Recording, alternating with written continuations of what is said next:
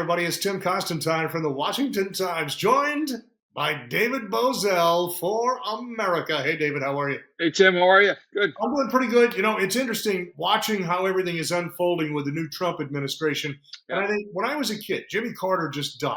And I don't want to say anything bad about the man, wonderful man, not so good of a president. And so the mood of the country had this huge swing from the time Jimmy Carter left to when Ronald Reagan came in. An optimism, a hope, and excitement. Even those that didn't politically agree with Ronald Reagan were filled with hope for the future. Right. I see something remarkably similar here. And I'm not saying Donald Trump is Ronald Reagan, but I am saying that we have felt a drift for the past 4 years. No one, even the biggest Democrat, has thought Joe Biden was leading the world. No one has had that feeling. And all of a sudden, even if you disagree with Donald Trump's agenda, he's leading.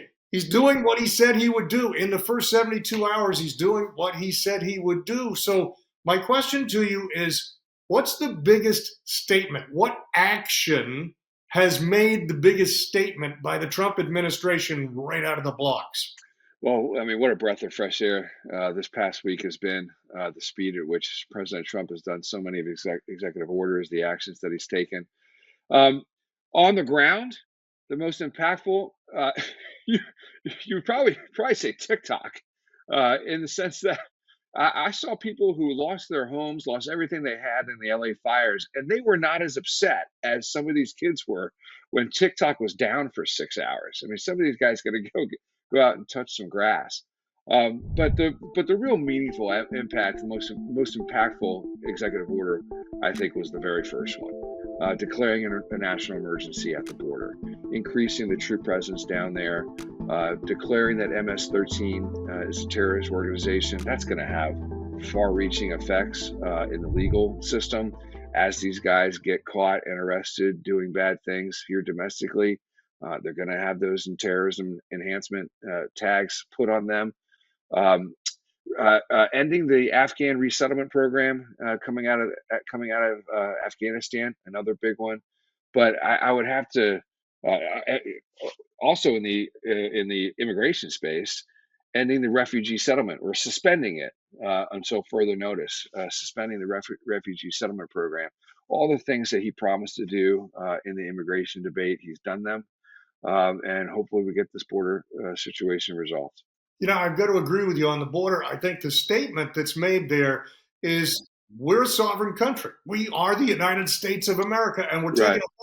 it back. And you don't have to like all the policies to still think we should be a free country unto ourselves. There's not a place on earth other than the United States where you can just go freely wander across the border at will, be welcomed in and given prizes for coming. So the part that was most telling to me about that border story is I saw just a little news clip a couple of days ago that had one of the folks that was being assigned to work on the border. And he said, yes, we've been told if there is violence from the cartel that we can engage, meaning if somebody shoots at them, they're free to shoot back. And I thought that is a huge statement. If you remember, even during the Reagan era in Lebanon, they were not supposed to shoot back. They were supposed to stand down. And here we've got American troops on the American border saying, hey, if you mess with us, you're going to deal with the full might and power of the United States military. Nobody wants a conflict, but if the cartel calls one out, let's get it on. Yeah, these cartels, they're not going to know what hits them. Especially since they've been the United States military has granted Tier 1 status in this fight now. These Navy SEALs and all of our special forces that are going to be involved in securing that border. These cartels, if I were a member of the cartel, I'd go find a Bohemian restaurant to go open and call it a day. You know, go to Jamaica somewhere and just call it a day. And get out of the business because the full weight and might of the United States Special Forces are on your heels. You know, the other part that is much more subtle, the other statement that was made by action this week was watching Trump's comments at his own rallies. On the day before the inauguration, he had a big rally at the Capital One Arena. Of course, his speech at his inauguration, but then his comments to some of his fans, some of his followers, some of his supporters after the inauguration speech, and then what he's talked about from the Oval Office. I see a slightly kinder, gentler Donald Trump. He is a little softer in his tone, a little less bombastic.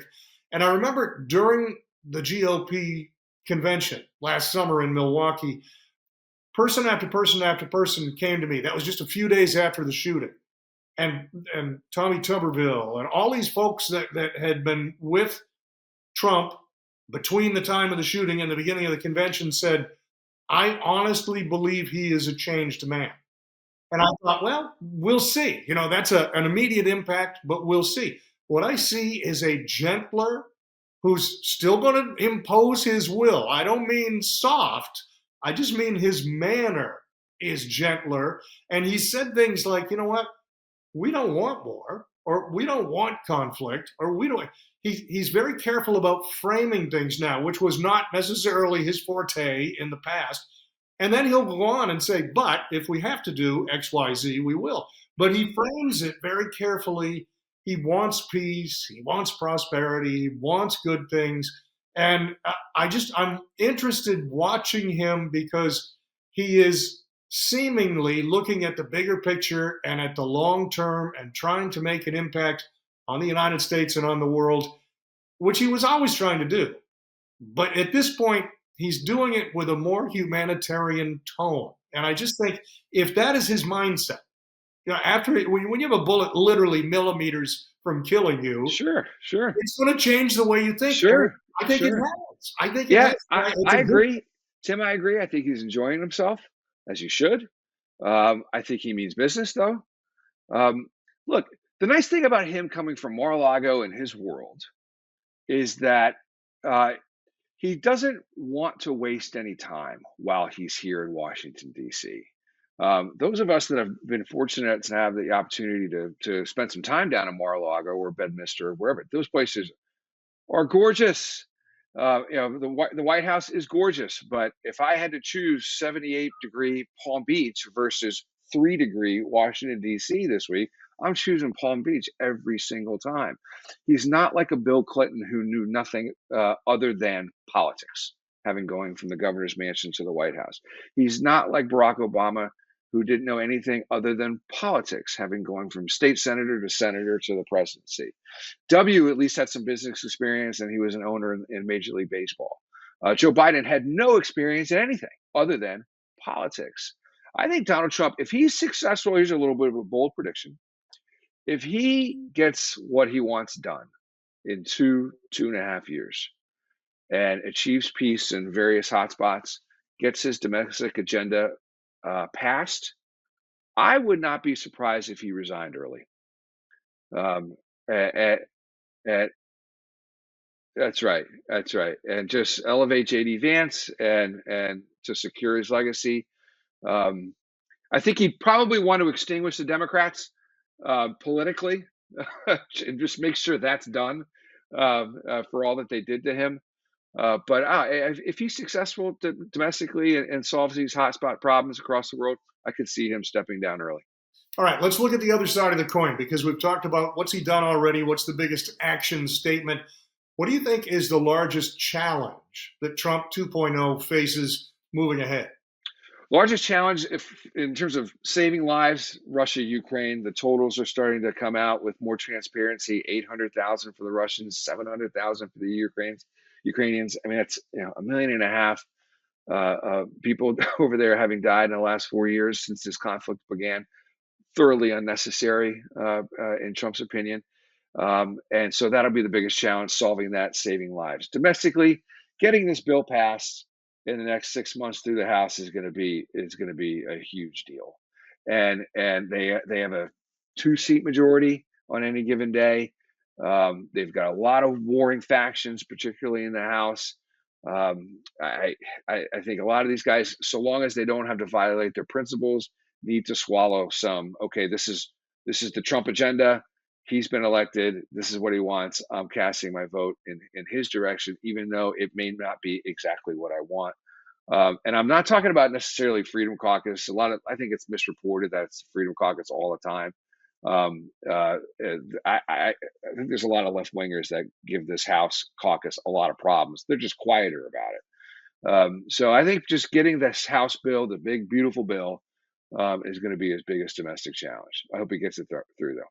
I want to leave you with one final thought, and that is how sometimes history in the moment, how it unfolds, is a magnification. Tiny little slivers in time are a snapshot of what has been. And at the inauguration, when it was over at the Capitol Rotunda, and President Trump and his wife walked out with Joe Biden and his wife, and they went down those steps in the back of the Capitol building, and they greeted both vice presidents and their spouses, and then Trump walked Joe Biden over to the helicopter, to what is normally Marine One, to take off and be taken away. And Joe Biden, I thought this was just, I don't know if most people even noticed it, but in the moment, they shook hands. Joe Biden got on, Jill got on first, Joe Biden got on, and he was already up in the helicopter. So you could just barely see him in the doorway. And Trump and his wife turned away and started to walk away. The military escorts that had walked him over were walking away. There was no one left outside the helicopter door. And Joe Biden turned around, and you see this tiny little shadow in that doorway because he's fully inside, and he waves to no one. President Trump isn't there. Melania isn't there. The troops aren't there. No one is there. And he waves with a lost look, and then he gets back on. And I thought, that sums up the Joe Biden presidency. A bridge to nowhere turned into a wave to no one. Absolutely. Listen, while I have you, Tim, I want to take this opportunity. I want to thank the president. He pardoned my brother earlier this week. My brother got roped up into the J6 nonsense, separated from his family for about 5-6 months. President Trump, you're a man of your word. I just wanted to thank you publicly for doing that. So you're here. For America, he is David Bozell. I'm Tim Constantine for the Washington Times. Thanks for joining us.